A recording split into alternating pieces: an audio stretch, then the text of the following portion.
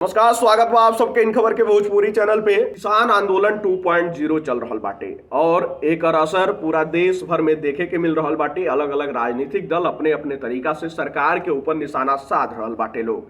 लेकिन जौना तरीका से बीते दिन चौधरी चरण सिंह के भारत रत्न देहले का बात कहल गई, सरकार द्वारा निर्णय लिहल गई, ओकरे बाद से ही लगातार राजनीतिक दल एहू बात पर भी तंज कस रहल बाटे, निशाना साध रहल बा कि एक तरफ किसानन के मसीहा चौधरी चरण सिंह के भारत रत्न दिहल जाला, लेकिन वही सरकार द्वारा किसान लोगन का बात नइखे सुनल जात। अब ये पूरा मामला पर एक विपक्ष यो बाटे कि आखिर जयंत चौधरी केकरे साथ माना, यानी कि चौधरी चरण सिंह का पोता केकरे साथ माना, तो भैया और काहे वो अखिलेश यादव से अलग हुई ना। तो ये पर जब सवाल पूछल गई पत्रकारन द्वारा, तो उनके द्वारा कहल गई कि हम किसानन के साथ बानी और सरकार के हर हालत में किसान लोगन का बात सुने के चाहिए। तनी आप सब भी सुनी कि जयंत चौधरी द्वारा का कुछ कहल गई।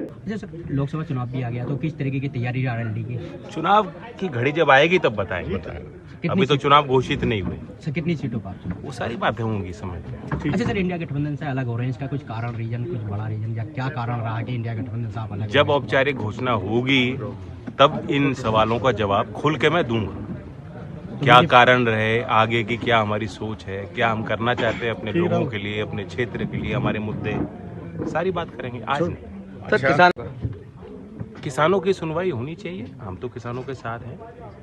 किसानों की जो मुद्दे हैं और वास्तव में जितना संघर्ष किसान करता है, शायद और कोई वर्ग इस देश में नहीं है जितनी मेहनत किसान करते हैं। और आप सब सुननी कि जयंत चौधरी द्वारा का कुछ कहल गई बाटे।